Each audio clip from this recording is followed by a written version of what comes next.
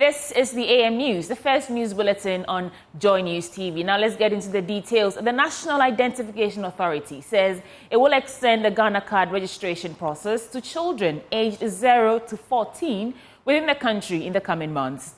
This age bracket was not registered onto the database because the NIA said it wanted to avoid conflict within the existing database collected from children aged between 15 years and above. Now, speaking at a public lecture held at Gimpa on the role of digital identification in socio-economic development, Executive Secretary of NIA, Kenneth Agyemang Atafwa, said the expansion of the registration process reflects the NIA's commitment to building a comprehensive and inclusive national identification system. Rejoice Semefakpesu has more in the following report. The special registration exercise is targeting children aged 7 to 14 across the country. The aim is to ensure that young Ghanaians have access to formal identification documents from an early age to facilitate their participation in educational, social and economic activities. Speaking during a public lecture, Executive Secretary of the National Identification Authority, Kenneth Atafwa, said the exercise will take place in basic schools and some senior high schools across the country under the supervision of teachers. No, we are not going to require them to come to NIA office and queue and all of that. But yes, we are going to go to the schools. Wherever children are congregated, we will go there. Kindergartens and primary schools and middle schools, JSS and some SSS even. We will go to those places, but we'll be working with schools in a very systematic, moderated manner. So if this month we decide that we are going to Alajo Primary School, whatever, we go there, and for that 1 month that we are there, some of our staff are at other schools, but we will begin with, let's say, class 1. The teachers and the parents will know that we will dialogue with them, and they will know that these 2-3 days are reserved for class 1 and class 2. And parents, when your children are coming to school, please ensure that they have these documents. When they bring them, say a day before, teachers will examine them, make sure. So if there are gaps, we will advise the parents. So on the actual day, the gaps would have been addressed. If it is 10 children we can register in a day, after class, we will have enough officers so that children will not be distressed. Peaceful, calm process. They will not be kept waiting and angry. So we manage that well. Parents won't have to wait for long to take their children home. We will be methodical, systematic, and conscientious in how we do this. It will be done as humanely as possible and remove stress. But yes, we'll go to wherever children are in order to do it. The limited registration exercise will also cover Ghanaians living abroad and will be done in collaboration with the Foreign Affairs Ministry through online registration portals. These portals will facilitate the capturing of biometric data of eligible citizens living abroad to enable them to access various services and participate fully in national development efforts. Registration of Ghanaians abroad is the same. We will do that in conjunction with the Ministry of Foreign Affairs and Regional Integration. They are by law required to do it on behalf of the Republic. So NIA will train them and provide the equipment and support them to do the registration. All the necessary arrangements are in place. We're just waiting for the release of funds to commence that process. I think that will happen also in the next couple of months. The National Identification Authority has encouraged all eligible Ghanaians living abroad, children aged 7 to 14, to take advantage of the upcoming registration exercise to obtain their Ghana cards. Detailed information regarding registration centers and required documentation will be provided in due course. Rejoice Semefakpesu's report, read to you. The Ministry of National Security is creating awareness in schools across the country about the security and safety of students. According to the national security, government is working tirelessly to ensure the country's borders are secured and safe. Speaking at the sensitization exercise, a senior officer at the Ministry of National Security and member of the committee's See Something, Say Something team, Kester Osei, indicated the move is a proactive step to improving the country's security ecosystem. Since the launch of the See Something, Say Something 2 years ago, the team has been engaging communities, institutions, and individuals to create awareness.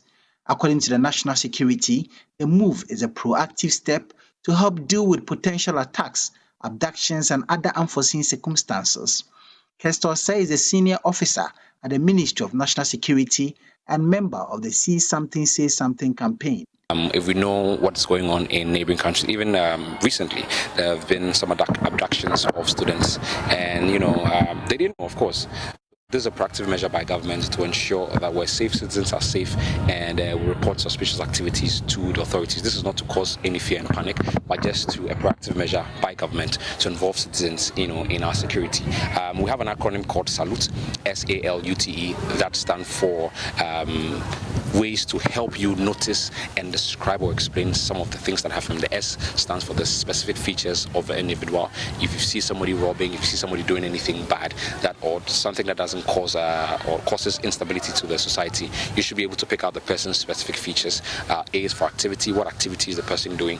L is for location, U is for uniform, T is for time, and E is for equipment. So if we're able to get all these things well reported, the number to call is 999. It's a toll-free number. You don't need credits, you don't need data. So we're urging all Ghanaians to stay vigilant, stay safe, and if they see something, they say something. Program coordinator in charge of the campaign, Akufo-Addo in Team Secretary, took the students through the security awareness session. This is a proactive measure initiated by government. We don't want it to happen before we go firefighting. Ghana is the only country, by the grace of God, who hasn't suffered any attack yet. That does not mean we are out of the woods. We can be attacked at any time, even though we don't seek to create fear and panic. But the truth still remains. We are not in normal times, so it's become very important that we take our personal security very serious. Look out for suspicious activities. If you are in a neighborhood, a community, and you see a foreigner or somebody come live in the area, and you suspect the person's activities, please do not hesitate for us to know so we can come in and take charge of the situation. Headmistress of Holy Child School, Linda Apia, indicated how helpful the encounter with the student has been. The information given on creating the awareness on security measures to be taken when we find unknown people around, I believe will help us and the students very well. They've been given, or the awareness has been created amongst them that whoever they find on campus that is not familiar, they quickly have to raise an alarm in order for us to get protected. Some of the students spoke with JoyNews. We are very grateful that they have been here. We've learned a lot. They taught us an acronym, SALUTE, which will help us to look out for some things when we see odd things happening around, how to be careful and scrutinize situations so that we can give proper information or accounts about things that happen. We are very grateful because we've learned that we must be safe, and if you want to be safe, it's basic. It starts from us and everyone. Yes, thank you. My name is Jennifer Sipao. The national security says government is tightening the borders of the country to ward off any potential attacks. Let's now go to the central region where they've recorded a huge decline in maternal deaths. The region, through its network of practice, according to health authorities, works with prayer camps and other traditional sources of birth delivery to keep the numbers down. At the Health Performance Review in Cape Coast, Central Regional Director of Health indicated the Health Directorate had to deploy more time and efforts to achieve the results. There's more in this report. The 2023 Health Performance Review in Cape Coast celebrated the achievements by the health actors in the region and also to tackle the challenges they were confronted with during the year under review. Central Regional Director of Health, Dr. Marion Okowusu, indicated how the health actors masterminded the achievements in the health sector that culminated in the region being adjudged the highly performing region in Ghana. For maternal mortality ratio, we declined from 90.9 per 100,000 live births in the year 2022 to 71 per 100,000 live births in the year 2023, and this is a positive achievement. So when you reduce maternal deaths, it's positive. So the deaths are coming down. It shows that we are moving down, but it's positive, and so we are happy about it. To ensure that we sustain this gain, the Regional Health Directorate has introduced a project called the AIMS, the Accelerated Actions to Improve Maternal and Newborn Survival. This is a program that includes engaging stakeholders, visits to Nakaba camps, visits to traditional birth attendants, engaging the people or the general public through radio sensitization, mass media campaigns, organizing training and capacity building programs for the staff, mobilizing the resources we need. The holistic assessment review for all the regions in Ghana took place in the months of February and then March 2024. And this was assessing the 2023 performance. For Central Region, the assessment was undertaken by Bunu East Health Team. And I'm pleased to let you know that Central Region has taken the comfortable lead for the whole of Ghana at an enviable mark of 3.93 out of 5, highly performing. Central Regional Minister Justina Marigold-Hassan called for a concerted effort in further improving the key performance indicators. The government remains unwavering in its pursuit of universal health coverage as a social protection tool and foundation for sustainable development. We are committed to mobilizing resources, fostering partnerships, and creating an enabling environment for a more efficient, resilient, and people-centered healthcare system.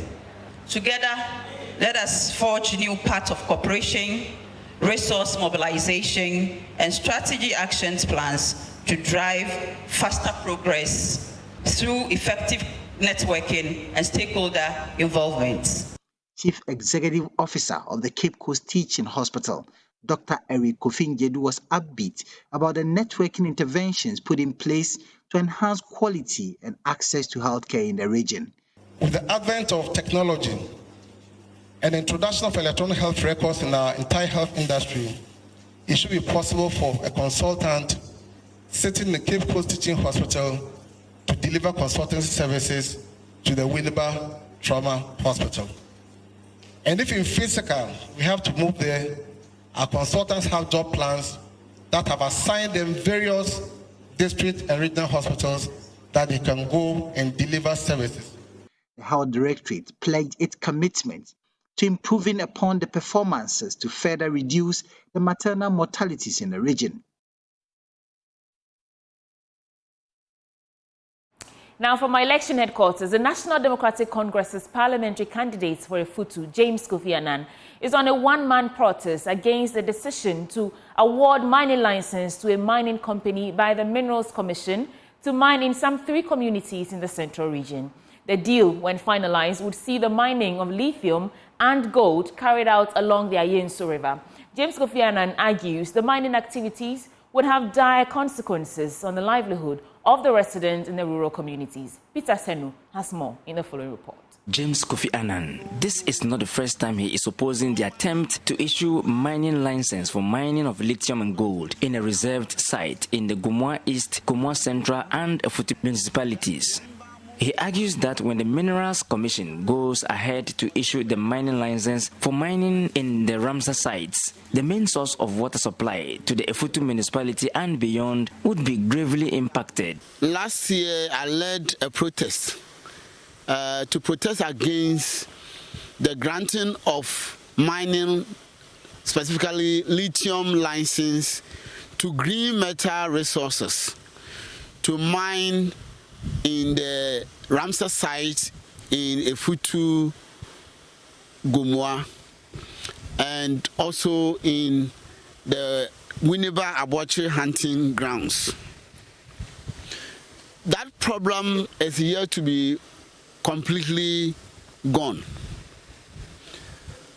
have once again cited the application of another company called Green Metal Resources. Green Metal Resources has applied to the Minerals Commission for a mining license to mine lithium and gold in Akufo-Addo and Ochrekun communities. Akufo-Addo and Ochrekun communities are communities in close proximity with the Ayasu River. The Ayasu River is the only source of water through which the Ghana Water Company pumps its water to its treatment plant to supply water to the people of Efutu, Gomwa, namely Gomwa East, Gomwa West, and Gomwa Central, part of these communities. He added residents in these communities largely dependent on the Ayensu River for irrigation, farming, and water for domestic use. Currently, the Ghana Water Company draws its water for purification from the Ayensu River. According to JoyNews sources, the current turbidity is already high, let alone be polluted by mining activities. James Annan is advocating for a no to mining campaign in the Domiabra, Akufo-Addo, and Ochrekun communities.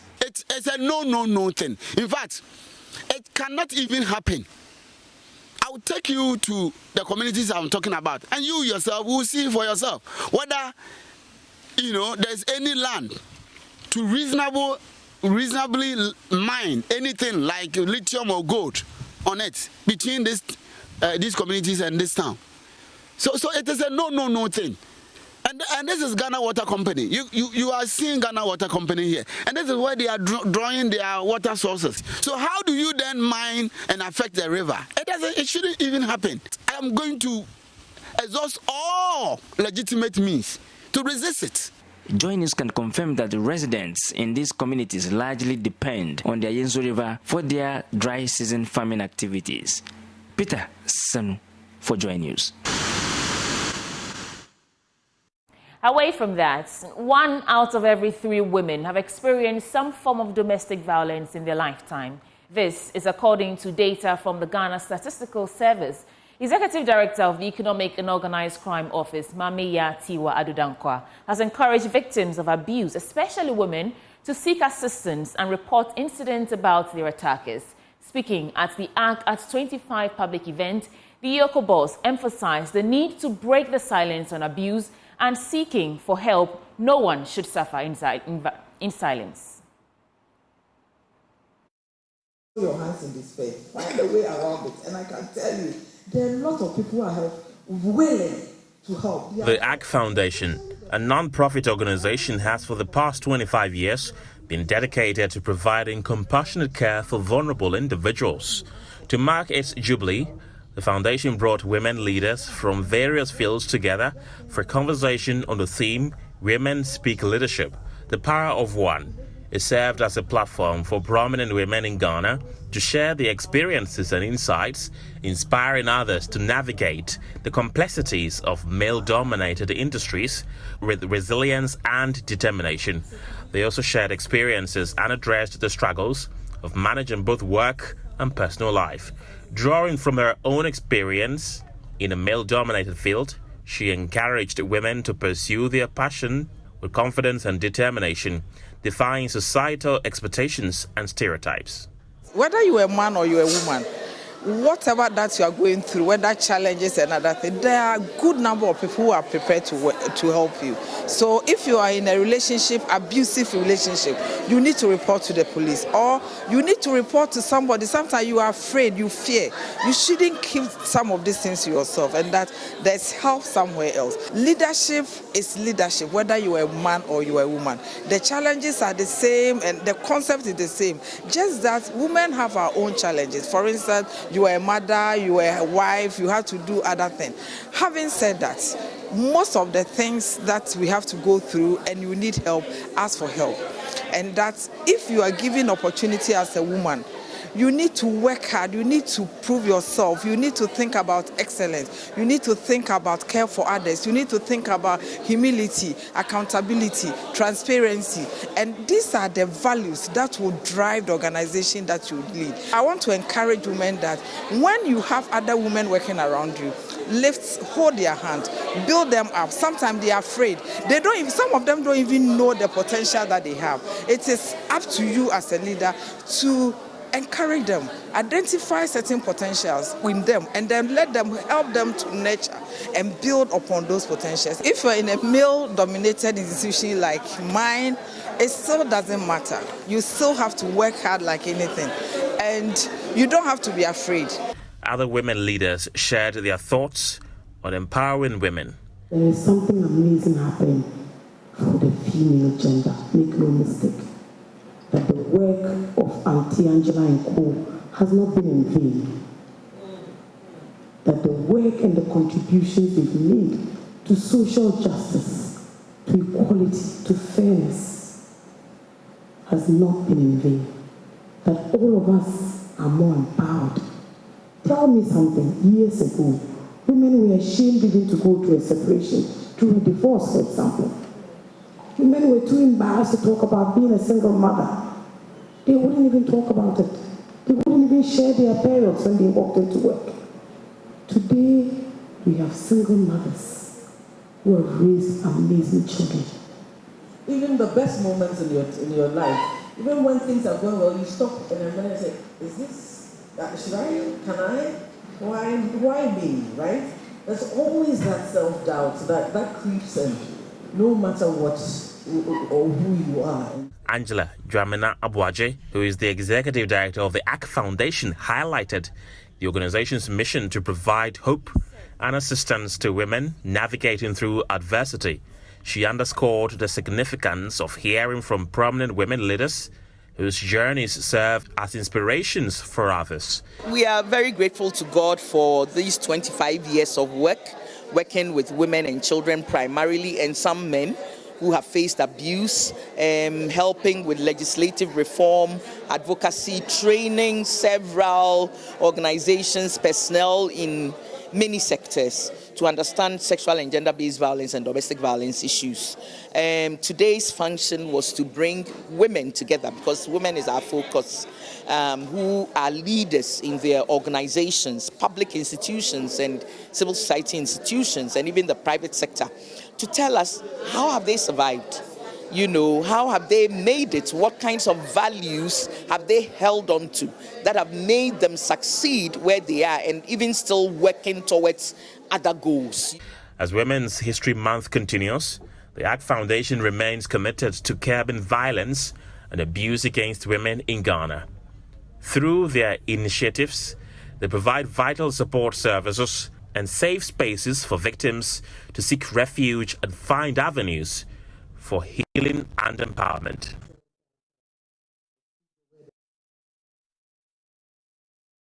On that note, we're wrapping up for the AM News. Benjamin Akakbo is standing by for the news review. You want to stay with us for his blunt thoughts and a myriad of conversations coming your way on the AM show.